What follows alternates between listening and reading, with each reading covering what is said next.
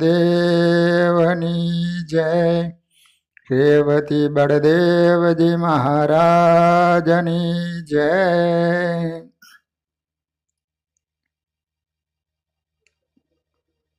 કપિલ ગીતામાં ભગવાનના ભક્તનો મહિમા બતાવે છે કે કોઈ વ્યક્તિએ સોનાની છરી કરાવી હોય અને અચાનક તેમને જે વાગી જાય અને આંગળી કપાઈ જાય તો એ વ્યક્તિએ સોનાની કિંમત જાણી હોય તો એને નાખી દેતો નથી. તેમ જે ભક્તોને બીજા હરિભક્તો ક્યારેક સ્વભાવવશ થઈને ખીજાઈ જાય તો પણ સાચો ભક્ત ખોટું લગાડીને સામેના ભક્તનો ક્યારેય પણ ત્યાગ કરતો નથી.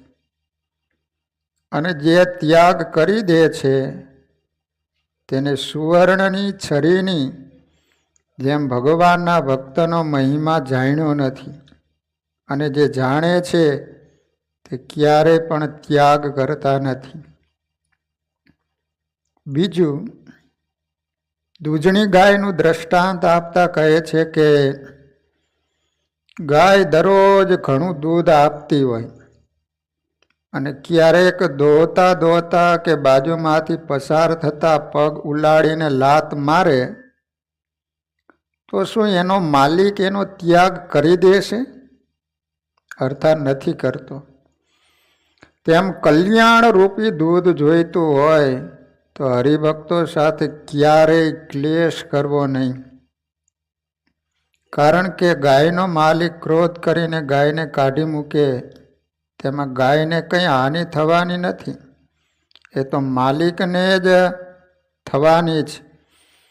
કેમ જે દૂધ વિનાનો રહેવાનો છે તેમ કોઈ વ્યક્તિ હરિભક્ત સાથે ટંટો કરે કે એનો ત્યાગ કરી દે તેમાં હરિભક્તને કંઈ નુકસાન થવાનું નથી. એ તો સામેની વ્યક્તિને જ થવાનું છે. કેમ જે તે મોક્ષરૂપી દૂધ વિનાનો રહી જશે. ત્રીજું દ્રષ્ટાંત સાચા હીરાનું આપે છે કે કોઈ ધનપતિ ઝવેરી પાસે કોહિનૂર જેવો કિંમતી હીરો હોય અને તે હીરાને ખાવાની ચોકલેટ સમજીને એમનો એકનો એક વાલો બાળક ચૂસી જાય અને એનું મૃત્યુ થાય તો શું બાળકનો પિતા એ કિંમતી હીરાને ફેંકી દેશે? નહીં જ ફેંકે. કેમ કે તેણે એ હીરાની કિંમત જાણી છે કે આ હીરાને નાખી દઈશ તો મારે કરોડો રૂપિયાનું નુકસાન થશે. તેમ જે ભક્તોને હરિભક્તનો મહિમા હીરાની પેઠે સમજાઈ જાય તે ક્યારેય પણ હરિજનનો કહેતા ભગવાનના ભક્તનો ત્યાગ કરે નહીં. તથા જે હરિભક્તને બીજા ભક્ત ઉપર ઈર્ષા આવે છે તો સમજવું કે તેટલી તેઓના નિશ્ચયમાં ખામી છે. અને પૂરેપૂરો નિશ્ચય હોય તો તેઓને ક્યારેય પણ અવગુણ આવે નહીં. એ ભક્તો, જ્યાં સંપ હોય છે ત્યાં જ શાંતિ મળે છે. કુસંપમાંથી તો બહુ જ દુઃખો ઉત્પન્ન થાય છે. માટે જો સુખ જોઈતું હોય તો પરસ્પર રાગ દ્વેષનો ત્યાગ કરી મહિમા સમજીને સત્સંગમાં સંપીને રહેજો.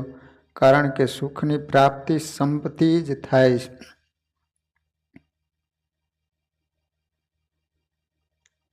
ઇતિહાસમાં એક પ્રસંગ આવે છે કે સંપના કારણે મૂર્તિમાન સમુદ્રને શરણે આવવું પડ્યું.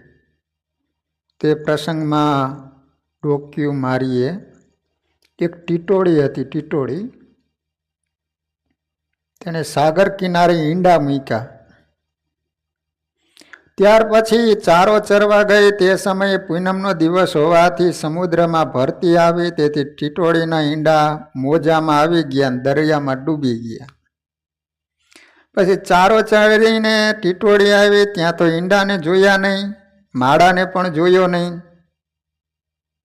તે જગ્યાએ તો પાણીનું ખાબોચિયું જોયું. તેથી એને ખ્યાલ આવી ગયો કે મારા ઈંડાને સાગર તાણી ગયો છે. તુરંત એની ભાષામાં બોલીને સાગર પાસે પોતાના ઈંડા માંગ્યા, પરંતુ સાગર તો ઘૂઘવાટા કરતો હતો, મસ્કરી કરતો હોય એમ ગરજવા લાગ્યો અને મોટા મોટા તરંગો ઉછાળવા લાગ્યો. આવી સમુદ્રની ઉદ્ધતાએ જોઈને ટીટોળીને ક્રોધ આવ્યો, એટલે પાણી સામે વૃત્તિ રાખીને કહેવા લાગી, હે અભિમાની સાગર, જ્યાં સુધી મારા ઈંડા પાછા નહીં આપે ત્યાં સુધી હું તને માફ નહીં કરું. ટીટોળી સમુદ્રને કહે, તને પથ્થરો દ્વારા પૂરીને મારા ઈંડા પાછા મેળવીશ. એમ બોલીને નાની એવી ચાંચમાં નાના નાના પથ્થરના ટુકડા લઈને સમુદ્રમાં નાખવા લાગી. એટલે સમુદ્ર મસ્કરી કરતો એમ ઘૂઘવાટા કરવા લાગ્યો. ટીટોળીની આવી શ્રદ્ધા જોઈને તમામ પક્ષીઓનું સંમેલન થયું. સર્વાનુમતે ઠરાવ કરવામાં આવ્યો કે જ્યાં સુધી ટીટોળાના ઈંડા સાગર પાછા ન આપે ત્યાં સુધી તમામ પંખીઓએ સાથે મળીને સાગરને પૂરવો, અને આ પ્રસંગમાં કોઈ પણ નાનું મોટું પક્ષી ન આવે તો એને આપણી નાયત બહાર રાખવો. આ સમાચાર વાયુવેગે આખી પૃથ્વી ઉપર ફેલાઈ ગયા. એના કારણે અસંખ્ય પક્ષીઓ સાગર તટે આવીને નાની નાની કાંકરીઓ લઈને સમુદ્રને પૂરવા લાગ્યા. આ સમાચાર નારદજીએ વૈકુંઠમાં જઈને ગરુડજીને સંભળાવ્યા. તમારી નાયત ભેગી થઈને ટીટોળીની મદદ કરે છે અને તમે વૈકુંઠમાં કેમ બેસી રહ્યા છો? નારદજીની વાત સાંભળી ભગવાનની રજા લઈને ગરુડજી તુરંત પૃથ્વી ઉપર સાગર કિનારે આવ્યા અને મોટા મોટા પર્વતો ઉપાડીને સમુદ્રમાં પૂરવા માંડ્યા. તેથી તમામ પક્ષીઓને હિંમત આવી. ગરુડજીનું પરાક્રમ જોઈને સાગર ગભરાયો, એટલે મૂર્તિમાન સ્વરૂપ ધારણ કરીને ટીટોળીના ઈંડા હાથમાં લઈને આવ્યો અને ટીટોળીના ઈંડા પાછા આપીને માફી માંગી. એટલે ગરુડજી સાગરમાં મોટા મોટા પર્વતો નાખતા બંધ થયા. પછી સૌ પક્ષીઓ પોતપોતાને સ્થાને ગયા. જોયું ને ભક્તો, નાના નાના પંખીઓએ સંપ રાખ્યો તો સાગરને ઈંડા પાછા આપવા પડ્યા.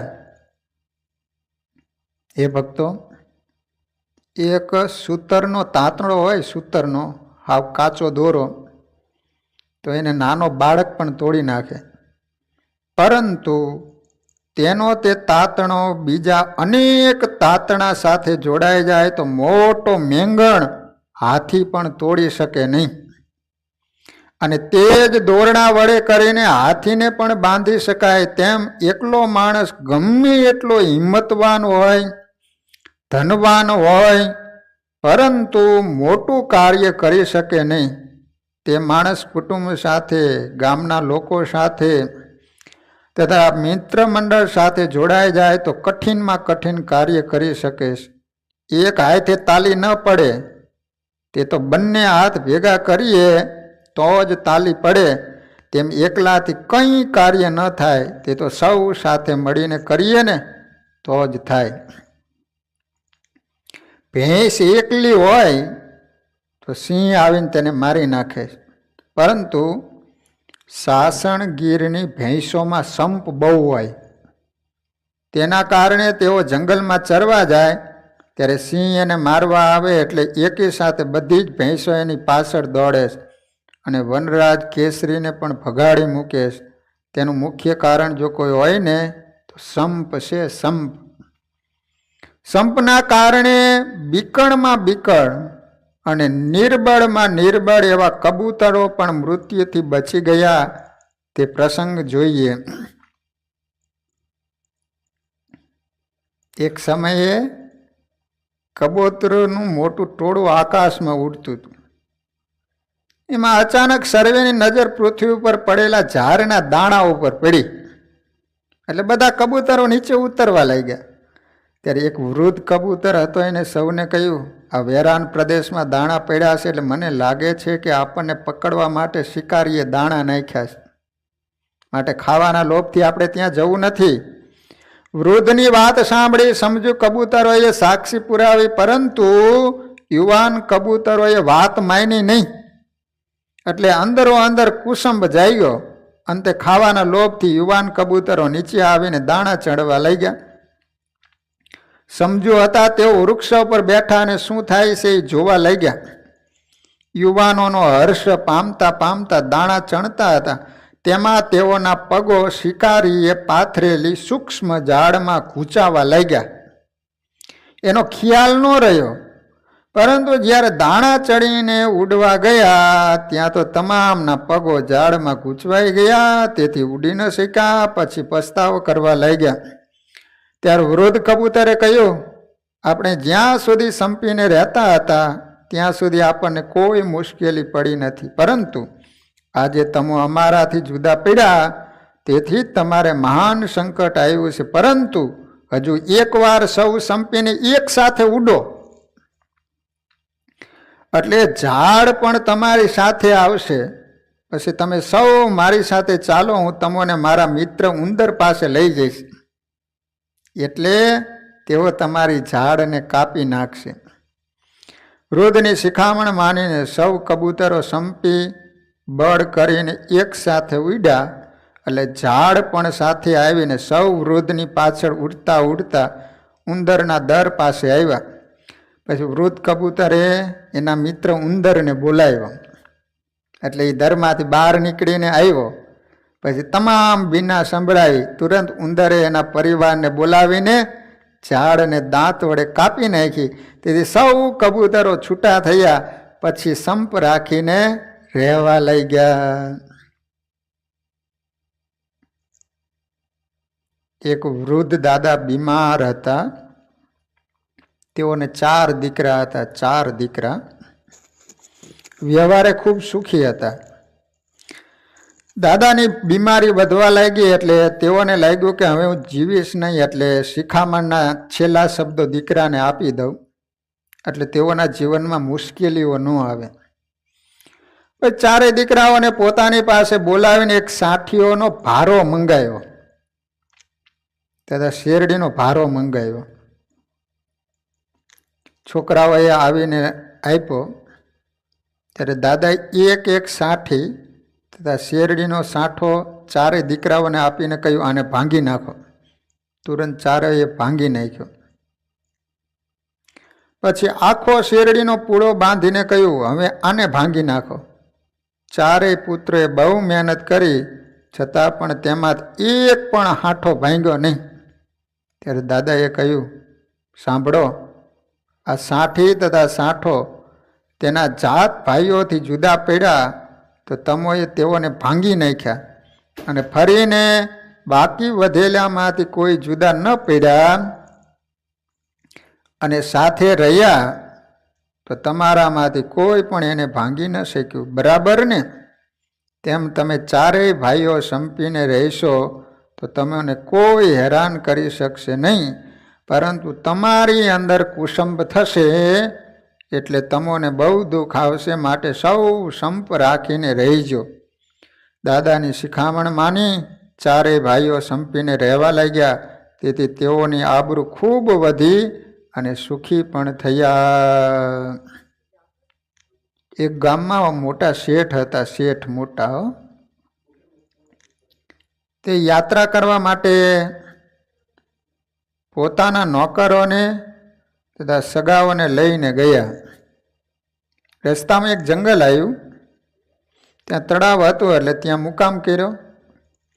પછી શેઠે સૌ નોકરને અને સંબંધીઓને જુદા જુદા કામો બતાવ્યા એટલે સૌ કરવા લઈ ગયા. તે તમામ ક્રિયા વડમાં રહેતો એક ભૂત સાંભળતો હતો અને દેખતો હતો. તે વડલાની નીચે એનું ઘણું બધું ધન દાટેલું હતું ભૂતે, એટલે મરીને ભૂત થયો હતો. શેઠના કુટુંબનો સંપ જોઈને ભૂત બોલ્યો, ઓય માળાનો સંપ. કારણ કે શેઠ જેમ કહે ને બધા યાત્રિકો કરે. રાત્રિએ સૌ સૂઈ ગયા હતા અને શેઠ સૂતા સૂતા જાગતા હતા. ત્યાં પેલો ભૂત આવીને શેઠની છાતી ઉપર ચડી બેઠો. ત્યારે શેઠ હસવા લઈ ગયા. ભૂતે કારણ પૂછ્યું, કેમ હસો છો? ત્યારે શેઠ બોલ્યા, અમે સૌ સંપીલા છીએ એટલે હમણાં હું બૂમો પાડીશ, તુરંત તમામ અમારા માણસો જાગી જશે અને અમે સૌ મળીને તને મારીને તારું દ્રવ્ય લઈ લઈશું. આવું સાંભળીને ભૂત ગભરાયો અને વિનંતી કરવા લાગ્યો કે મને મારશો નહીં, હું મારું દ્રવ્ય તમોને આપું છું. એમ કહીને ઘણું બધું ધન ભૂતે શેઠને આપ્યું. તે લઈને શેઠ ઘેર આવ્યા. એ ભક્તો, સંપ રાખવાથી સુખની પ્રાપ્તિ થાય એ આપણે જોયું. હવે કુસંપ વિશે જોઈએ. સદગુરુ અક્ષરાનંદ સ્વામીએ ઉપરના પ્રસંગમાં જણાવ્યું કે શેઠનો સંપ જોઈને ભૂતે દાન આપ્યું. પછી શેઠ ઘેરે ગયા એટલે એની સામે બીજો શેઠ રહેતો હતો. એની સ્ત્રીને આ શેઠની સ્ત્રીએ તમામ હકીકત કહી સંભળાવી કે ભૂતે અમને ધન આપ્યું. પછી શેઠાણીએ પોતાના પતિને આ બધી વાત કરી એટલે એ પણ ઘણા માણસો લઈને દ્રવ્ય લેવા માટે જંગલમાં વડ નીચે આવ્યો અને સૌને બોલાવીને આજ્ઞા કરવા લાગ્યો, જાઓ તમે બધા અમુક અમુક કામ કરી આવો. તે સમયે ભૂત બધું સાંભળતો હતો. ત્યારે છોકરાઓએ તથા નોકરોએ જવાબ આપ્યો, અમે નથી જવાના, અમારે તમારી ગરજ નથી, તમારે કરવું હોય એ કરો, તમે અમારું કાંઈ કામકાજ કરી દેતા નથી તો અમે શું કામ તમારું કામ કરીએ. એમ કલહ કરતા કરતા રસોઈ બનાવીને સૌ જમ્યા. પછી પેલા શેઠની જેમ આ શેઠ પણ પલંગ પાથરીને સૂતો. ત્યાં પેલો ભૂત આવીને શેઠની છાતી ઉપર ચડી બેઠો.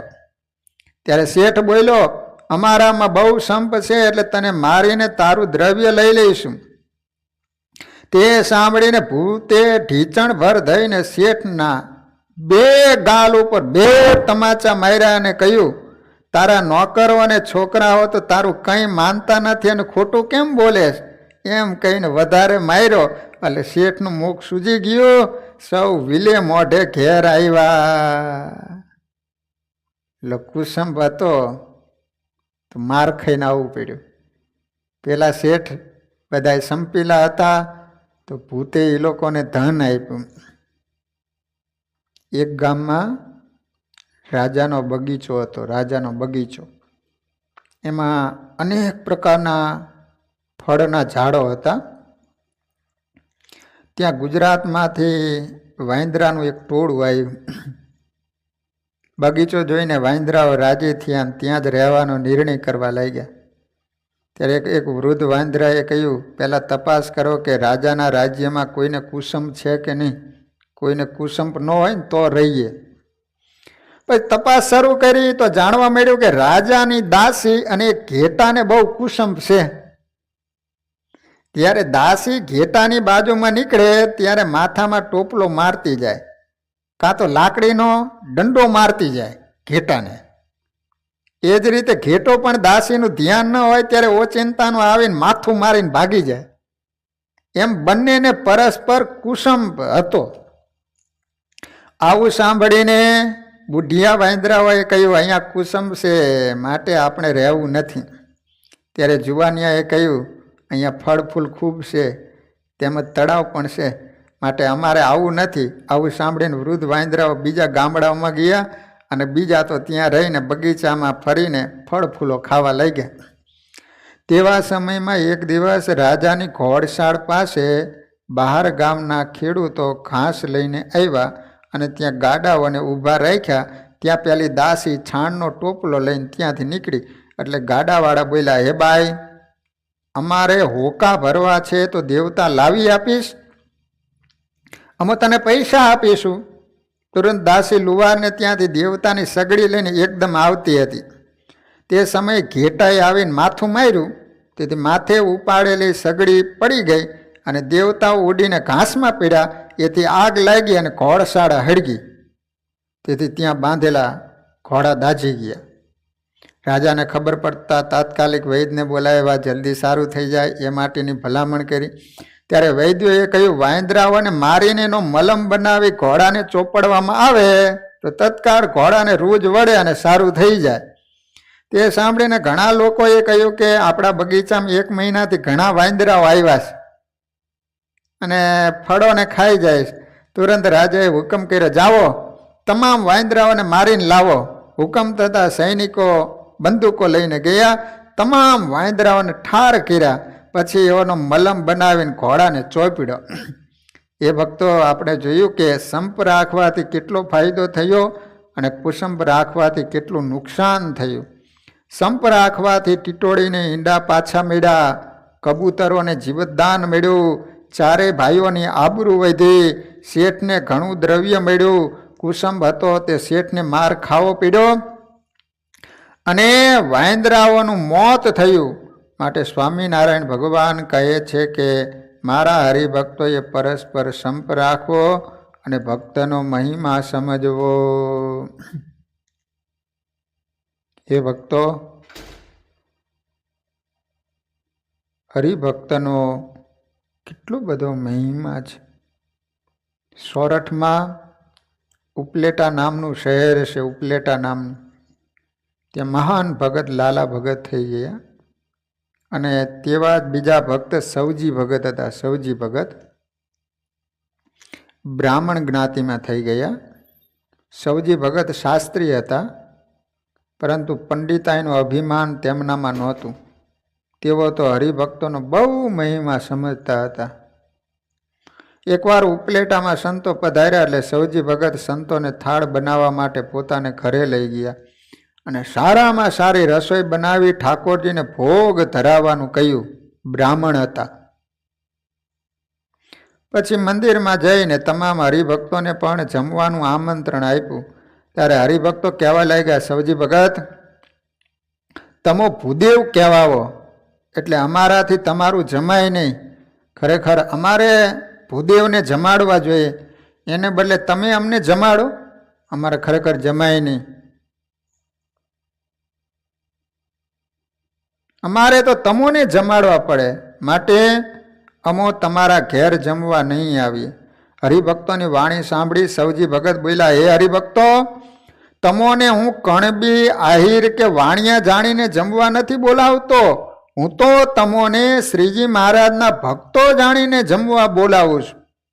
કારણ કે મહારાજ કહેતા કે એક હરિભગતને જમાડે તેને આખા બ્રહ્માંડના જીવોને જમાડિયાનું ફળ મળે છે અને મારો રાજીપો મળે છે. માટે તમોને જમાડીને મારે મહારાજનો રાજીપો મેળવવો છે. માટે સર્વે ભક્તો જમવા પધારો.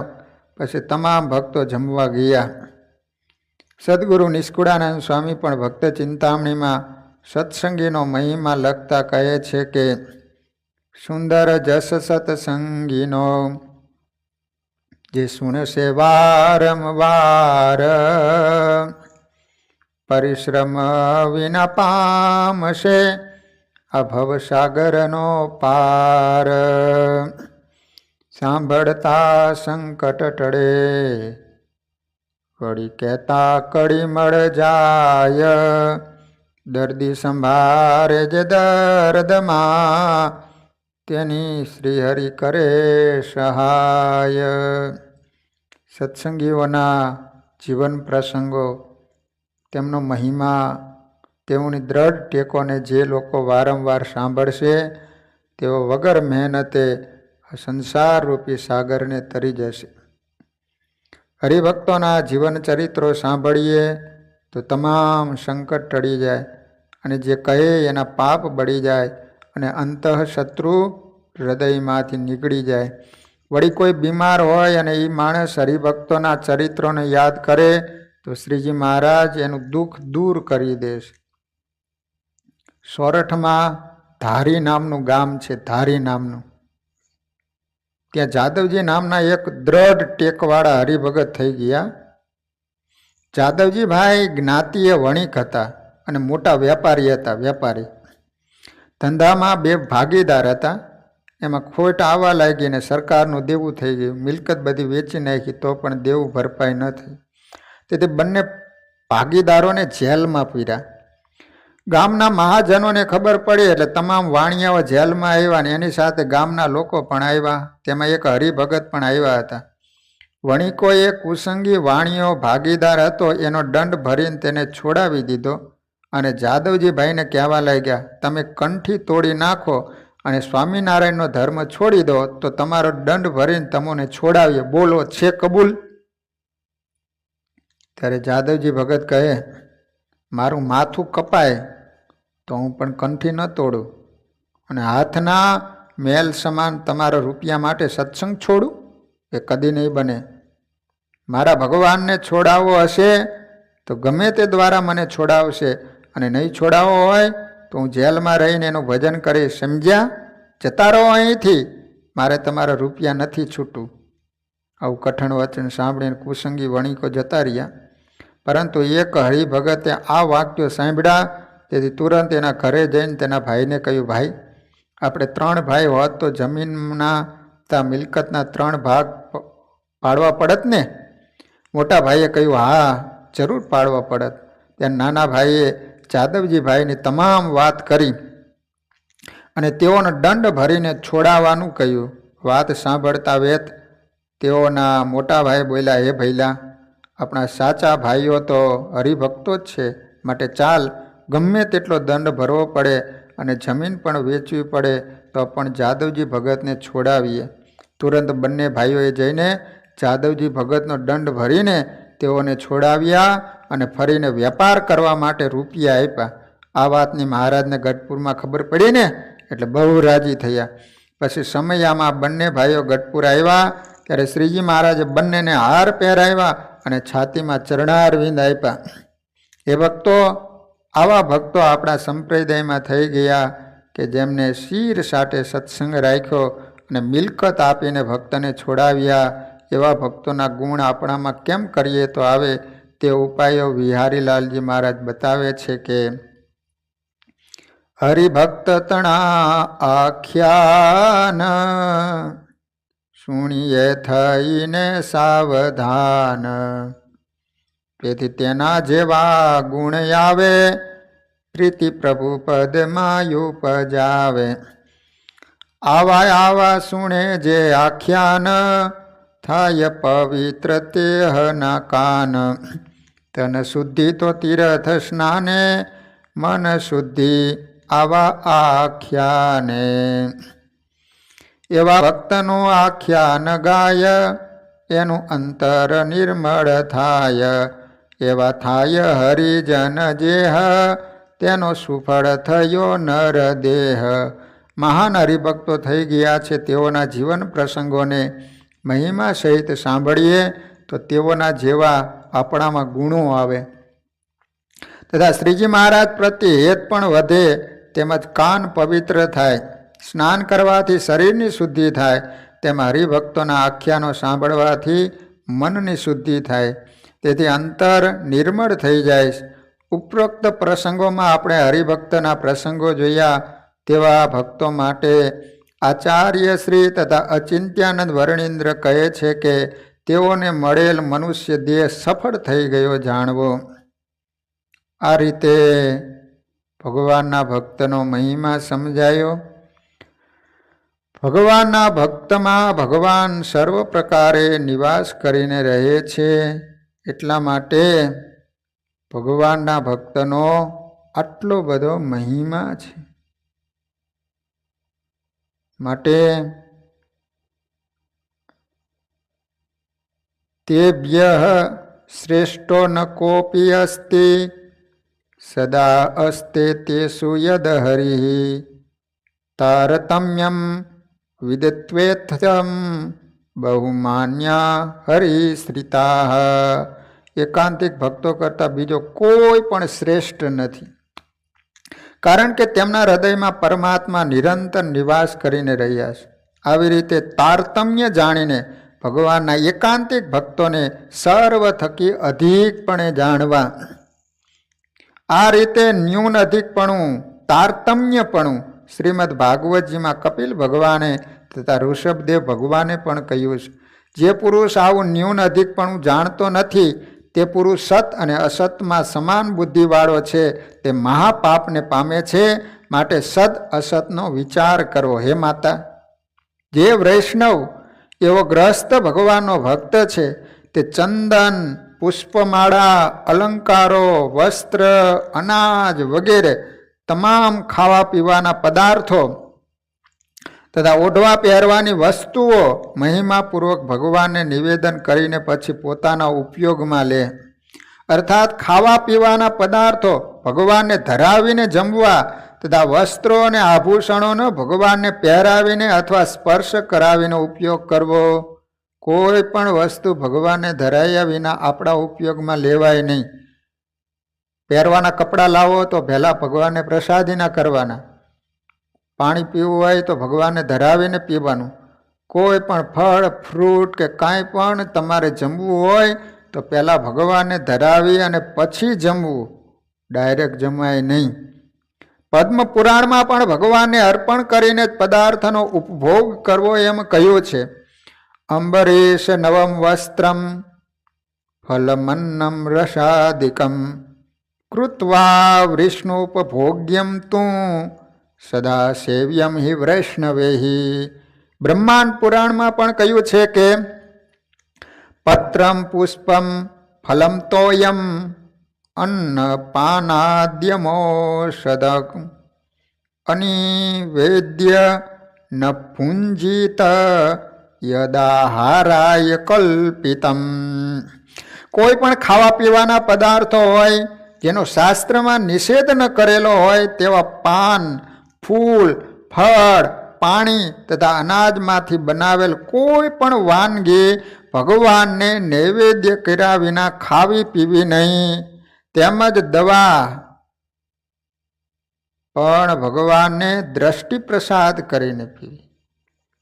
એ માતા જે દેવ અથવા દેવીને દારૂ માંસનું નિવેદન થતું હોય અને જે દેવ અથવા દેવીની આગળ જીવ હિંસા થતી હોય તે દેવ અને દેવીને ક્યારેય પણ માનવા નહીં તથા તેઓને નમસ્કાર કરવા નહીં. ગ્રસ્ત ભક્તોએ દેશકાળને અનુસરીને પોતાના અધિકારના અનુસારે દ્વારકા આદિક તીર્થોમાં દર્શન કરવા જવું તથા એકાદશી આદિક વ્રતો શાસ્ત્રો પ્રમાણે કરવા તથા ભગવાનના મંદિરો જે દેશમાં હોય એવા પવિત્ર સ્થાનોમાં ઉત્તરાયણ, ગ્રહણ વગેરે પવિત્ર સમયમાં તથા સત્પાત્રમાં જે દાન દેવાય છે એનું બહુ પુણ્ય મળે છે, માટે સત્પાત્રમાં દાન કરવું. ધનવાન હરિભક્તે તો ભગવાનના મંદિરો બંધાવા, મંદિરની આજીવિકા માટે જમીન રાખી દેવી અથવા તો તે નિમિત્તે બેંકમાં રૂપિયા મૂકી દેવાય એમ કહેવાનો આશય છે. બગીચાઓ કરાવવા, કૂવાઓ કરાવવા ઇત્યાદિ મંદિરને જરૂરી ચીજ વસ્તુ લાવી આપવી. તેમજ મોટા મોટા યજ્ઞો કરાવવા, ગૃહસ્થ સુખી હોય એમને. સંતો અને બ્રાહ્મણોને જમાડવા તથા સત્પુરુષનું તેમજ ધર્મનિષ્ઠ બ્રાહ્મણનું ક્યારેય પણ અપમાન કરવું નહીં. દરેક જીવ પ્રાણી માત્ર પર દયા રાખીને શક્તિ પ્રમાણે તેઓને મદદ કરવી. ગ્રસ્ત પુરુષે પોતાના સંબંધી સિવાય બીજી વિધવા સ્ત્રીઓનો સ્પર્શ કરવો નહીં.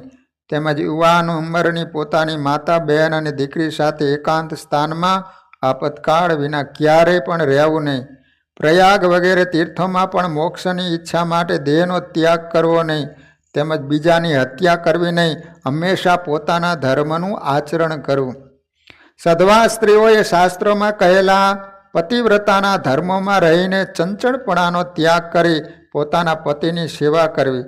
તેમજ વિધવા સ્ત્રીઓએ ભગવાનને પતિ માનીને ભગવાનની સેવા કરવી તથા શરીરને વ્રતો તથા ઉપવાસો કરીને બળહીન રાખવું. પોતાના સમીપ સંબંધ વિનાના પુરુષ માત્રને ક્યારેય પણ બુદ્ધિપૂર્વક જોવા નહીં, સ્પર્શ કરવો નહીં. તેમજ ગ્રસ્ત ભક્તો 51 વર્ષથી આરંભીને સંસારના વિષયનો ત્યાગ કરી હરિનું અખંડ ભજન કરીને જીવન પૂરું કરે અથવા ઘરનો ત્યાગ કરીને સાધુના મંડળમાં દીક્ષા લઈ સાધુ થઈને ભજન કરવું. 51 વર્ષ થઈ જાય ને પછી ઘરને છોડી સાધુના મંડળમાં રહીને ભગવાનનું ભજન કરવાનું. લો 51 વર્ષ પૂરા થઈ ગયા હોય ને બધા મંદિરમાં આવતા રહો. હલો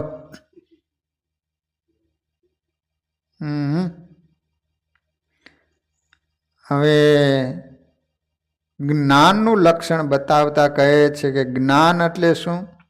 એ માતા જે વસ્તુ જે પ્રકારે હોય તે વસ્તુને તે પ્રકારના પ્રમાણોથી જે જાણવું એને જ્ઞાન કહેવાય છે.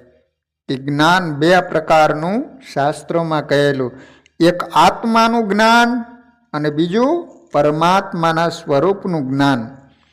એમાં પ્રથમ આત્માનું જ્ઞાન કહું.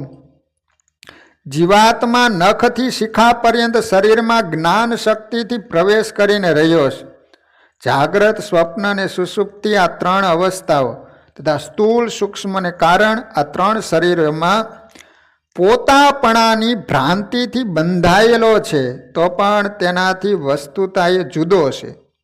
જેમ અગ્નિ લોઢાના ગોળામાં તાદાત્મ્યપણે વ્યાપીને રહેલો છે, તો પણ લોઢાના ગોળાથી જુદો છે. તેવી જ રીતે આ જીવાત્મા પણ દેહમાં એકત્વ રૂપે રહ્યો છે, પરંતુ ચેતનત્વ આદિ ધર્મથી જુદો છે. દેહનો નાશ થતા જીવાત્માનો નાશ થતો નથી. દેહના ગુણો બાલ્ય અવસ્થા, યુવા અવસ્થા, વૃદ્ધ અવસ્થા આદિક વિકૃતિઓને પામે છે, પરંતુ જીવ વિકારને પામતો નથી. તે અવિનાશી અને પ્રકાશ સ્વરૂપ વાળો છે. આ પ્રકારે આત્માનું જ્ઞાન તે આત્મજ્ઞાન કહેવાય. એ ભક્તો કેવળ બુદ્ધિની ચતુરાઈથી પુસ્તકમાંથી વાંચીને અથવા સાંભળીને યાદ રાખીને મુખથી વર્ણન કરી બતાવવું એને આત્મજ્ઞાન કહેવાતું નથી. એ તો આચરણમાં આવે, ક્રિયાત્મક બને તો જ એ ખરું આત્મજ્ઞાન કહેવાય. ખરેખર આત્મા દેહથી જુદો મનાઈ જાય તો દેહના સુખ દુઃખથી આપણે સુખી અને દુઃખી ન થઈએ. જ્ઞાન એટલે સમજણ. પર્વતભાઈનો પુત્ર મૃત્યુ પામ્યો તો પણ કંઈ દુઃખ ન માન્યું. દેવજી ભગતનો એકનો એક દીકરો મૃત્યુ પામ્યો છતાં કંઈ ગ્લાનિ ન થઈ. સુખદેવજી ઉપર કાદવ કીચડ નાખ્યો છતાં તેની તે જ સ્થિતિ. નારદીપુરના પિતા ભગતને ગધેડા ઉપર બેસાડીને ગામમાં ફેરવ્યા છતાંય પણ શોક ન થયો. જેઠા માણીએ ચોરે બેઠા હતા ને મોટો નાગ આવીને શરીર ઉપર ચડીને પરસેવો ચાટવા લાગ્યો છતાં ગભરાઈને ભાગ્યા નહીં. રતન પરના જસમત પટેલનો પુત્ર મૃત્યુ પામ્યો છતાં એની એ જ સ્થિતિ. અને કુંડળના રાયમાના પુત્ર હાથિયા પટગરનું મૃત્યુ થયું છતાં શોક ન કર્યો. અરે વર્તમાન કાળની વાત સાંભળો. આ રીતે જેને આત્મા શરીરથી અલગ મનાઈ ગયો હોય તો કોઈ દિવસ હર્ષ શોકને પામે નહીં. તો વાલા ભક્તજનો, આ રીતે સુંદર મજાની ગીતા આપણે શ્રવણ કરી રહ્યા છીએ.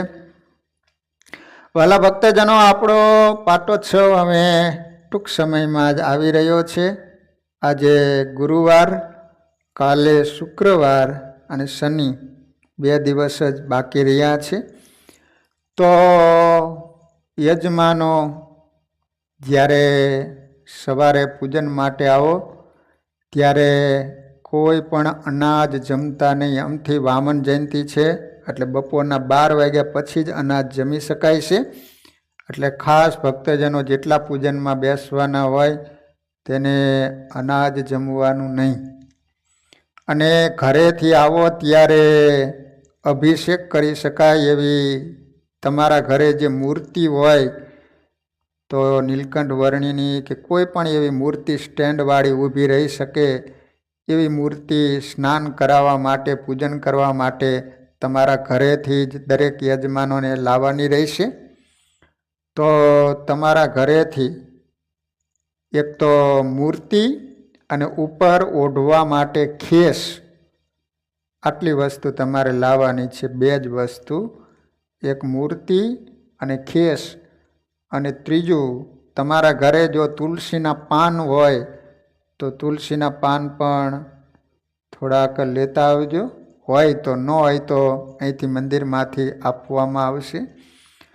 અને શનિવારે આપણા મંદિરમાં 5 વાગ્યે 4 થી 5 કથા થશે.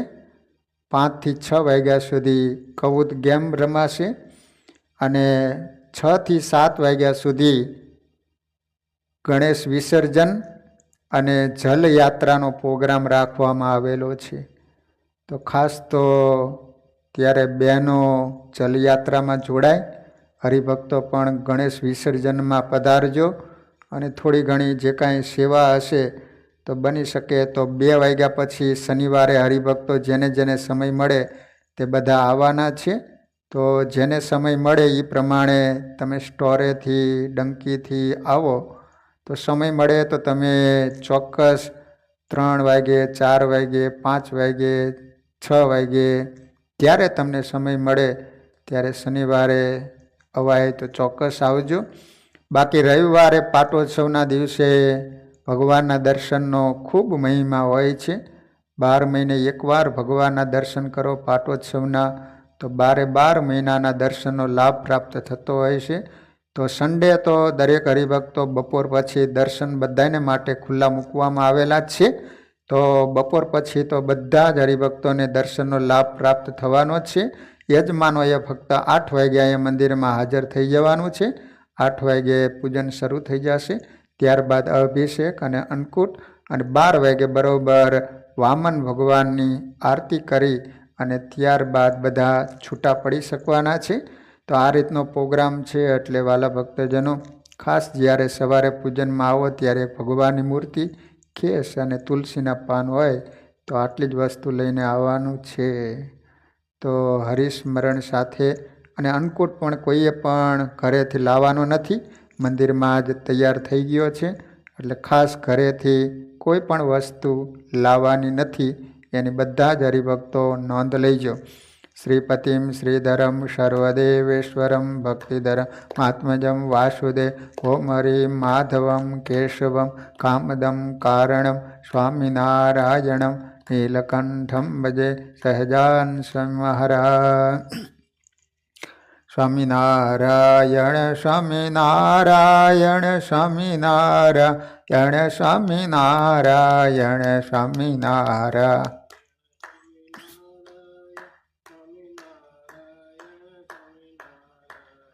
સ્વામિનારાયણ સ્વામિનારાયણ સ્વામિનારાયણ સ્વામિનારાયણ સ્વામિનારાયણ.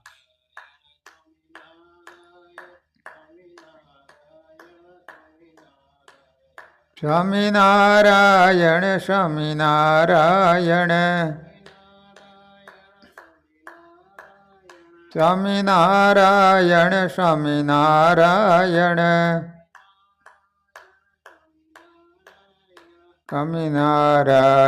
સ્વામિનારાયણ સ્વામિનારાયણ સ્વામિનારાયણ સ્વામિનારાયણ. સહજાન મહારાજની, હરિકૃષ્ણ મહારાજની, નરનારાયણ દેવની, લક્ષ્મીનારાયણ દેવ. બધા હરિભક્તોને હરિજયંતીના ઘણા ભાવથી જય સ્વામિનારાયણ.